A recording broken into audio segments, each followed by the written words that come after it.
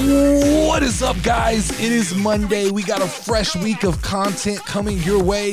Got some fun news to talk about tonight and a draft with some new friends of mine. But before we jump right into it, make sure to hit that like button if you are watching us on YouTube. And if you are listening on Spotify or other podcast networks, feel free to leave us a nice little 5-star review. Quick shout out to this week's Patreon producers, Jay by Proxy, Muscle Fiend 53, Randall Beatley, the OG Ian the Noobs Newberry, and OG It's Zinni. Thank you guys once again for supporting the show. Let's start off today's episode with a ringside report. So let's start by talking about the Bella Twins' reaction to WWE's Raw 30th anniversary episode. So according to industry insiders, the Bella Twins have taken to social media to express their disappointment with the episode. After the Raw episode, the duo questioned the limited inclusion of the Women's Revolution in various video packages during the show. Nikki Bella claimed that the reason behind it was because the company does not want to show footage of Sasha Banks. Brie Bella chipped in saying that there's a bunch of us they don't want to show. Nikki further slammed the company by saying, when you don't do what they wanted you to do, they don't show you. All right, so let's talk about it. You know, I guess I can sort of understand the frustration from the Bella Twins. I think they flew out to Philadelphia or flew up to the Northeast at least thinking they were going to be a part of the Raw 30th anniversary. But here's the problem. It's hard to argue with what we saw tonight on Raw. It's hard to argue with the results of Raw XXX. You have to understand right now, for whatever reason, there has to still be some tension between WWE and Sasha Banks. So, you know, it has to be understandable that they're not going to go heavy on anything that features her. They're not going to include a ton of video packages that include Sasha Banks right now. She's the enemy as far as they're concerned. And if she's not the enemy, at least they're not going to go out of their way to make sure that she's featured on WWE television. There's no free advertisement. And I understand the counter argument, because there's a counter argument. Well, they showed Jericho numerous times in numerous different video packages, and he's been outspoken against the WWE. It's hard to leave Jericho off a show where Jericho's been such an integral part of Monday Night Raw throughout the history of its lifespan. I think that he's just someone, no matter how upset WWE is or isn't with him, it's hard for them not to include him in a celebration like that. It's a little easier not to include Sasha Banks. But the biggest problem here is that no matter how many hours Monday Night Raw is, 2 hours, 3 hours, you're always going to run out of time.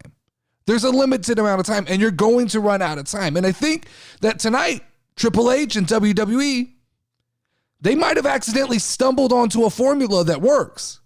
And I'll elaborate about that in a little bit. But I think they stumbled onto a formula that works in a 3-hour show, and that is they let segments run long.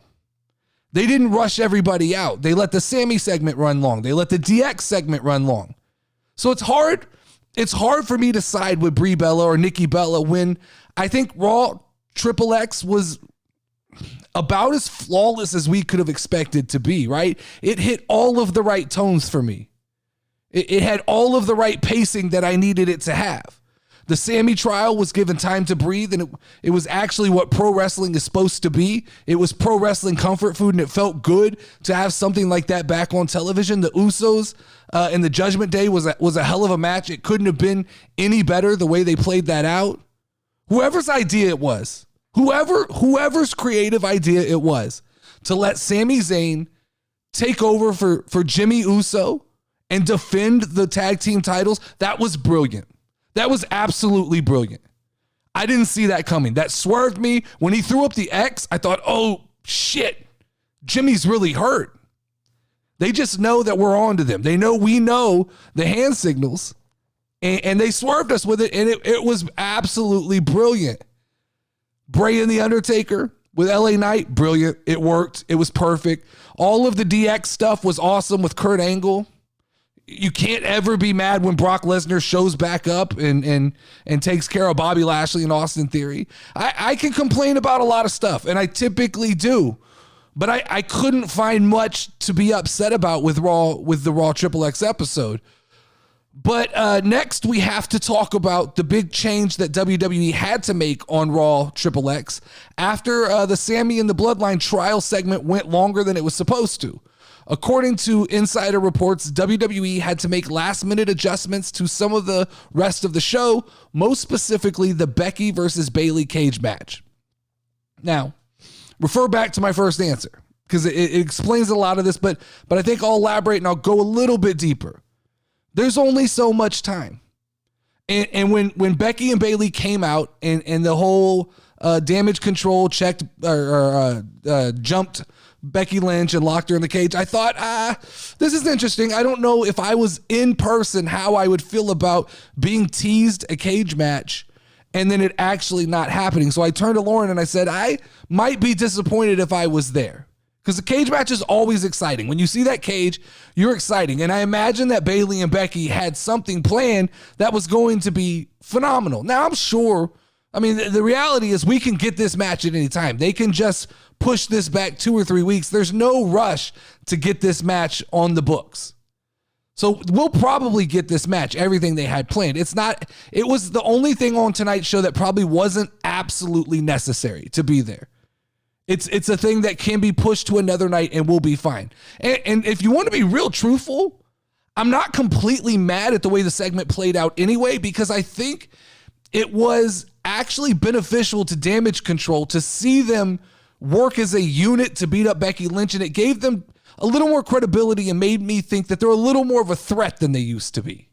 They were starting to feel like an incohesive unit, and it kind of put them back onto the tracks of like, oh, when these guys work together, they're efficient. And I think if you look at the episode real hard, if you look from start to finish, the only other match that you could have cut was Bianca Belair and Sonya Deville, but I think that match was the first puzzle piece into whatever we're leading to with Bianca and Charlotte. And I think that they just felt like this was the proper time with the proper spotlight to kind of plant the seeds for storytelling moving forward towards WrestleMania. So I'm not mad at that. It's easy to nitpick from somebody it's easy to armchair nitpick about what should and shouldn't be cut from a television show when you get to look at it after the fact, right? In hindsight, it's a little bit harder when you're in the moment and you see that Sami and Roman thing, just working out to perfection and it runs long. And in the moment you have to go, we're going to have to cut something. I think, you panic and that probably looked like the most attractive thing to cut from the television show on that night. We have X amount of minutes that we can fill. And so we have to get rid of something. And I don't think that the Bianca and Charlotte thing was so far down the line. I think they knew the amount of time they could gain back by taking out the cage match. So I think that was the right call. I think they pulled the right plug there. But as you saw, like Raw went off the air abruptly because they were over either way. There were multiple segments, I think, that ran longer. But like I said, I think that they might have stumbled onto a formula that works. Now let's talk about the return of The Undertaker. He came back as the American Badass tonight during Raw Triple X. According to Ringside News, The Undertaker reportedly told Vince McMahon to take care of Bray Wyatt post WrestleMania 31. It is reported that The Undertaker has always had the back of Bray Wyatt, and the promo tonight was a direct showing of the support. I guess you could pull a couple things from an article like that. You can talk about that possibly The Undertaker doesn't have the pull with Vince McMahon we once suspected he did. Because, we know the story. We all know the path that Bray Wyatt had to take, and if The Undertaker was, advocating for better storytelling for Bray and he didn't get it, I think Vince does what Vince does. Hopefully, though, in this moment, that Undertaker, the nod he gave to Bray Wyatt is enough for Vince McMahon or Triple H or whoever's doing the booking going forward to see that, like, we got to book him properly. We have to allow him to tell this story that he's telling me, because there's still there still is a part of me that fears 6 months from now, Bray Wyatt is going to be in some meaningless feud on SmackDown because WWE is going to get impatient with this style of storytelling, or they're going to, somebody's going to get injured. And that's a problem that WWE does, is when someone get injured, they panic and they go, well, who's hot? Throw them in there, feed them to the wolves, and kill all the momentum they have. And I can see them doing this to Bray Wyatt again. But there's another part of me that hopes that they protect him. I hope they protect this character. And I hope they truly create another Undertaker-like character so that the next generation gets that same feeling that we all got through the Attitude Era all the way up until a couple years ago. Because even now, like when that Undertaker gong hits, like it's chills, right? And Bray Wyatt has the potential, but it will be extremely reliant on WWE keeping him away from bad and desperate booking decisions. Taker looked good. I thought Taker looked the youngest I'd seen him look. I thought he looked the healthiest I'd seen him look in a long time. I think that he probably didn't want to put the whole jacket, hat, and wig on. And he said, hey, what do you guys think about me just coming out as the American badass tonight? And I think that went over well. I think it played well with the crowd. And I think that segment was extremely efficient in kind of passing the torch on to Bray Wyatt. Moving on, let's talk about, there was reported a huge money offer that WWE made to Stone Cold Steve Austin for a match with Roman Reigns. According to insider reports, WWE has reportedly offered Stone Cold Steve Austin a large sum of money to come out of retirement and have a match with Roman Reigns. While Austin has yet to confirm or deny the offer, the rumor still stands. Who's asking for this? I mean, which one of you guys, who's in the ear of Vince McMahon or Triple H? Who's asking for this? This match doesn't make any sense to me. I mean, we got to let Stone Cold just rest in the glory of WrestleMania 38. That is a beautiful way to close out the wrestling career of Stone Cold Steve Austin. If there was any match I would want to see Stone Cold come back for, it would be Stone Cold Steve Austin versus CM Punk. But that, even now, like, I know that ship sailed a long time ago. I know it doesn't have any of the buildup or the things that it needs. That's just me being selfish and saying that's one that I think WWE missed that I would have loved to have seen. But if Stone Cold is feeling froggy, I think at this point, it's best hide him in a tag team match. That could work for him. Let him hit his spots, but not have to carry the weight. He's always good for special appearances. He's always good as a special guest referee, some kind of enforcer in a match. But a full match, like a full-on match, especially one that's surrounding either one of the titles. I'm not confident that there's enough in the tank for Stone Cold Steve Austin that he can make that feel special or that he can sell it. I still worry right now about WrestleMania with The Rock. Like, I'm not positive, and we don't know about if we're getting The Rock or not, but if we're getting The Rock, I still worry about him being able to go the distance in a WrestleMania main event. I mean, the last time we saw him was almost 10 years ago. And that was in a short little match. The last time when he wrestled John Cena, that's been a long time ago. And even then, he was a little bit fragile and prone to injury. But I think it's almost insulting at this point that people forget Kevin Owens literally carried Stone Cold through the buildup of WrestleMania 38. And that's not meant to be a knock on Austin. It's meant to be a compliment to Kevin Owens. And I just don't think that a Stone Cold Steve Austin match works with anybody else. I don't think they can promote it.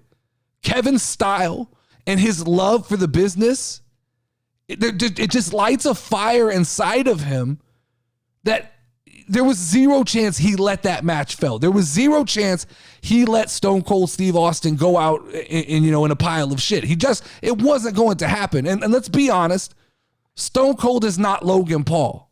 And what I mean by that is he's not a young spry kid who can jump off the top ropes holding a cell phone and do something, create a big enough moment with Roman Reigns that it makes people excited and talk about it long term. I don't think he has it in the gas tank. To me, though, this feels like a very like Saudi Arabia type thing, right? Like somebody's personal dream match that has real deep pockets, and they had the ability to get into Vince McMahon's ear, and they whispered this and they said, we'd pay a lot of money to have this match. But I mean, don't get me wrong. I do understand. I think that if you put Stone Cold Steve Austin and Roman Reigns in the ring together, it's going to sell tickets. People are going to get excited. It'll make one hell of a poster to flash up on social media. But I think at the end of the day, that match doesn't deliver. And I think it's a terrible way to end the run of Stone Cold. I don't love it. Finally, let's talk about the most amazing segment of Monday Night Raw that I've seen in a long time, the trial of Sami Zayn. So we started with Paul Heyman addressing the crowd. And he set up the scene, right? Then the proceedings, they got intense. It got dramatic. It had everything we wanted. And the wise man making accusations against Sami Zayn painted the picture of a man trying to take over, as head of the table. It did an efficient job. I thought that Paul turning on Sami was fun. I thought that it creates new, interesting dynamics inside the bloodline. Then Roman sends Solo over or Roman gave Sami the opportunity to speak, right? And Sami basically makes a heartfelt statement expressing disappointment, says basically, I can't believe I'm having to defend myself. Then Reigns sends Solo over, and Jey Uso steps in, and Jey Uso makes a case to save Sami Zayn. So here we go, long-term storytelling at its best, story coming full circle. This was absolutely beautiful. Out of everybody in the ring, I thought Roman had a weird cadence to his speech, and he's had it for the last couple of weeks. He sped up his talking, and I don't mean this in an insulting way, but his character is almost seemingly losing intelligence as we watch. And I don't know if that's by design, or I don't know if Roman may be getting a little bit out of his element because we're starting to get a little bit away from, this is getting a little more dynamic than just acknowledge me and cockiness. We're starting to get into a little bit of acting here. And I wonder if Roman if some of these moments aren't a little bit bigger than Roman Reigns' ability. I don't know. That's not what I'm going to talk about. But what we can talk about is this was the best non-wrestling or wrestling segment of the last 365 days in AEW or WWE. This is what wrestling is supposed to be, guys. Over the top. Video evidence presented. We got swerves. We got emotions. It was literally everything we could have asked for. It was all there, and it is still building up anticipation for whatever we're getting to. I don't know now, is Sami going to turn on the bloodline, or is the bloodline going to turn on Sami? And which hurts more? Which is going to hit us in the heart more? I mean, it did a great job. It set up anticipation for the Royal Rumble with Roman saying, I don't want to see you until the Royal Rumble for whatever I have planned for you. It hit all the check boxes that it had to hit. And so when WWE is firing on these cylinders the way it was tonight, it's literally the greatest wrestling television show in the world. And maybe the greatest television show on the planet. I don't like when it's hitting on all cylinders. I don't know what's more entertaining. The problem though, and this is me playing devil's advocate, but the problem here is they have to find a way to create more stories like this because this can't last forever, right? They're going to have to find more stories where we can build these emotional connections to the characters. They're going to need to make more long-term story arcs that make sense. And I think, I will give praise when praise is needed. I think Triple H is doing a better job. Hopefully I'm right when I say that he planted seeds for Bianca Belair and Charlotte Flair. I think that if he is, then we could begin to see some cracks in foundation that create emotional storytelling. But I talked about all of the elements that it takes to tell a compelling story a week or two ago, and I'm not going to do that again. But they exist. There's a formula to create stories that people care about. And I don't know if it was by design tonight, or I don't know if they just completely stumbled by accident, but Raw showed that wrestling is not king in WWE. Let me repeat that. Wrestling is not king in WWE. And what I mean by that is the promo and the skit are the king of entertainment. Let AEW do that 1 hour long wrestling shit. Matches, Iron Man match. Let AEW have those fans. Let them have that audience, because WWE needs to double down and lay into their roots of being an entertainment company, and they need more of these long sketches. We need more bloodline courtroom sketches, over the top elements. Stop trying to ground the WWE in reality. You proved tonight that's not what we need. They proved me right tonight. Theory worked better as an over-the-top douchebag. Dominic Mysterio works better as a delusional ex-inmate. The best parts of Raw last night were not Theory wrestling Bobby Lashley. That was fine. Nothing wrong with it, but it wasn't the best part of Monday Night Raw. What everybody's going to be talking about tomorrow is the trial of Sami Zayn. What's everybody going to be talking about tomorrow? DX stealing the show. What else is everybody going to be talking about tomorrow? Kurt Angle doing Kurt Angle. Because they're over the top. It's ridiculous, but it's funny. It's what wrestling is supposed to be. We don't need a bunch of tough guys. Theory needs more character. He needs to return to his character. What made the Attitude Era so much fun, and what so much of us old heads look back on that we enjoyed, was that there were characters, right? Val Venus was a porn star who wrestled. Mark Henry was sexual chocolate. The APA used to walk through a door that went nowhere, right? But it was funny and we embraced it. Goldust was a freak show. Mankind was a sadistic and twisted, weird dude. They weren't people that you could find when you walked into fucking Gold's Gym. But that's what WWE is now, right? It's a bunch of guys you see on treadmills or on the free weights in Gold's Gym. Walk into Anytime Fitness in the country, and there's at least 5 Austin Theories in there right now, holding milk jugs full of water and taking the latest hot supplement, right? They exist everywhere. You're not supposed to relate to these wrestling characters. I mean, I hate to break that to people. I hate to break that to the IWC. You're not supposed to see yourself in it. I mean, you know how when DC takes all of their superhero movies and dumbs them down to make the characters seem more relatable and realistic? How does that work out? It's boring. I will take over-the-top bloodline trials every week on Raw. I will take the DX huddled up every week on Raw. I will take, Kurt Angle doing Kurt Angle every week on Raw. I don't want a serious Kurt Angle. I want the character of Kurt Angle. And WWE stumbled onto something bigger tonight. I'm interested to see if they noticed how successful that was, but they definitely stumbled onto something tonight.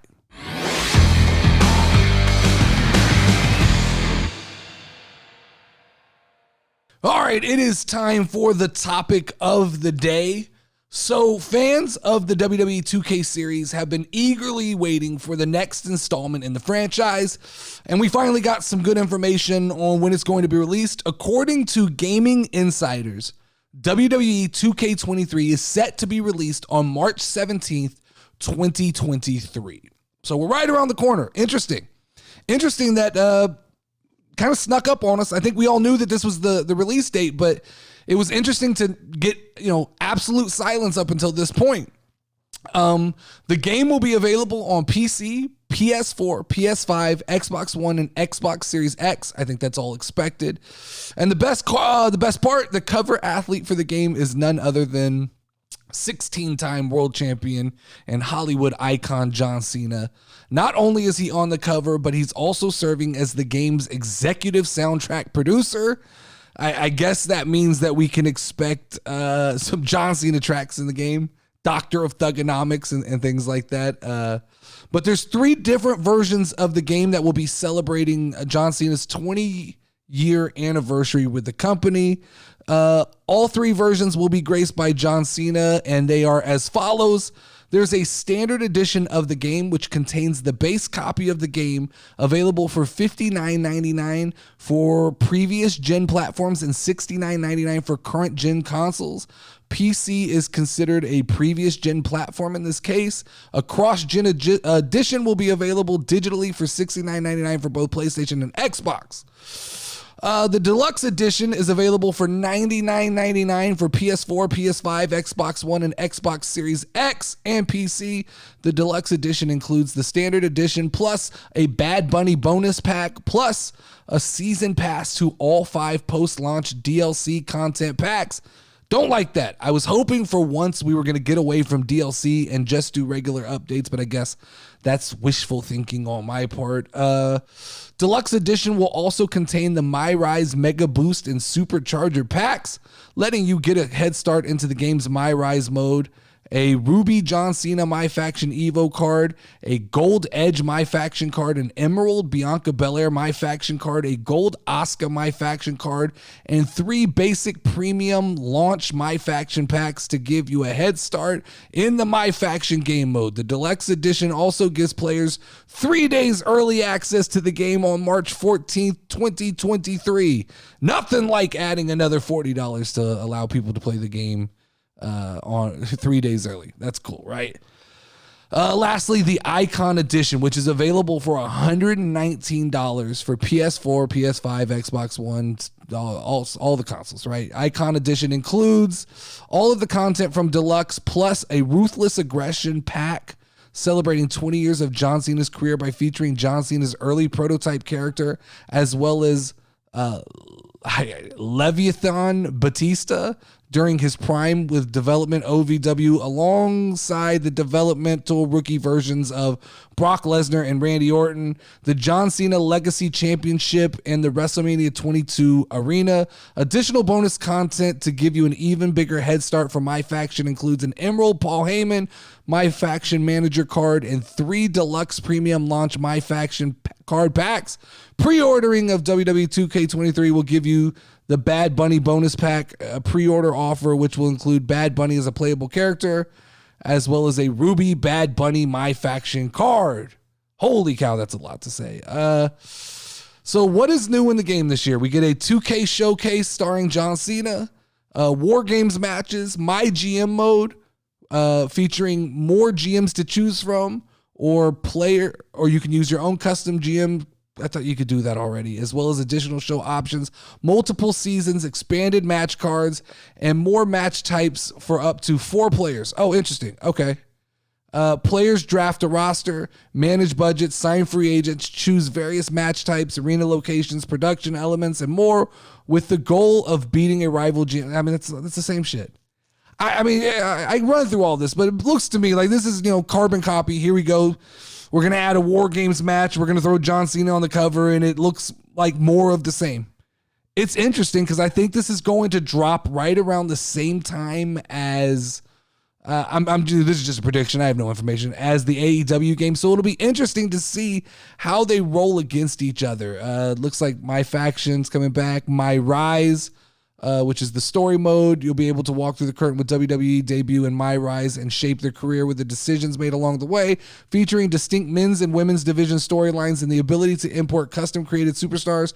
So it's just a new story to play, another universe mode, and a Creation Suite, signature feature of WWE 2K franchise. The Creation Suite returns with cross-platform community creations, including the ability to design custom superstars, GMs, arenas, entrances, movesets, championships, and more. Custom arenas are now playable online, and advanced customization has been added to created entrances. All right. So bringing back some of the old created entrance stuff.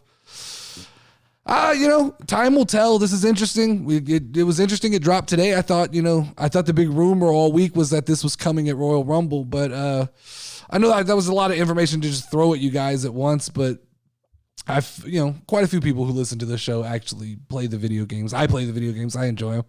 So I'll kind of, I won't do an in-depth thing like this again, but I'll keep everybody up to date with kind of what's going on with everything that I find out about the game.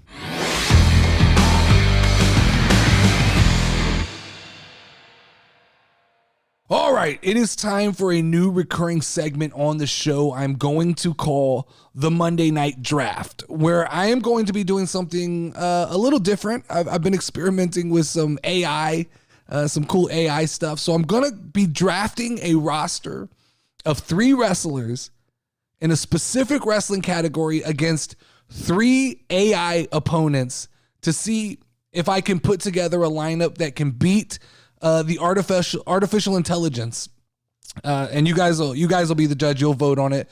So playing tonight will be myself, the notorious Nerdy D. We have the infamous IWC member Superkick XO. We have the Ring Bling Queen 96. And we have the WrestleBot 5000. So, all right, cool. So we're drafting Canadian wrestlers. Let's jump right into it. Ring Bling, who is your first pick? I pick Bret Hart. He's a Canadian legend and a Hall of Famer. Superkick? I'll take Chris Jericho. He's a 6-time world champion and one of the greatest wrestlers Canada has ever produced. So with my pick in the first round, I'm going to go with Trish Stratus, 7-time world champion and a pioneer for women's wrestling, even though people tell me I use the word pioneer way too much. I think that my first round pick is going to have to be Trish Stratus. Affirmative. Selection, edge. Reasoning, multiple world championships and successful career. All right, guys, who is your second round pick for the draft? I pick Owen Hart. He's a true technical wrestler and a fan favorite. I'll take Christian. He's a former world champion and one half of one of the greatest tag teams in wrestling history. I'm going to have to go with, I think, Kevin Owens on this one. That's my guy. Yeah, I'm going to go with Kevin Owens. I think if no one else is going to take him, I'll take Kevin. He's hot right now. He's one of the biggest deals in wrestling. I'm happy picking Kevin Owens. Affirmative. Selection, Lance Storm. Reasoning, successful career in multiple promotions, including WWE and WCW. All right, so time for the third and final round, you guys. Let me know who you're picking. I pick Tyson Kidd. He's a great technical wrestler and a former tag team champion. I'll take Gail Kim. She's a trailblazer for women's wrestling in Canada and a former Knockouts champion. All right, I'm going with Sami Zayn. I can't believe Sami Zayn made it this far. It's crazy that he made it this far. So I'm taking Sami. I am happy with my team. These AI guys don't know what they're doing. I'm a little scared of WrestleBot, but I think I've got a solid team here. WrestleBot 5000. Who are you taking in the third round? Affirmative. Selection, Natalia. Reasoning, she's a multiple-time women's champion and a member of one of the most legendary wrestling families in Canada. And that concludes our draft. Each team has selected some of the best Canadian wrestlers in the business. I'm interested to see how you guys think I did against the AI. If anybody thinks they could draft a better team, let me know in the comments who you would have picked and where I went wrong. But tomorrow we will be doing an interesting conversation with Superkick XO to get his thoughts on the Raw XXX episode. But that is all the time we have tonight. Make sure to leave a comment on tonight's episode and tune in tomorrow for more casual wrestling news and content. As always, I am the notorious Nerdy D, and that is the final bell. Step in the ring, if you ready, let's go. Ay, casual wrestling community show. You already know, talking WWE. Keep it rolling and hosted by notorious Nerdy D. Dope show that you gon' find. Tune in cause it's online. Hit 'em with a figure 4 leg lock, power driver or clothesline. We bringing that heat like the show, but you should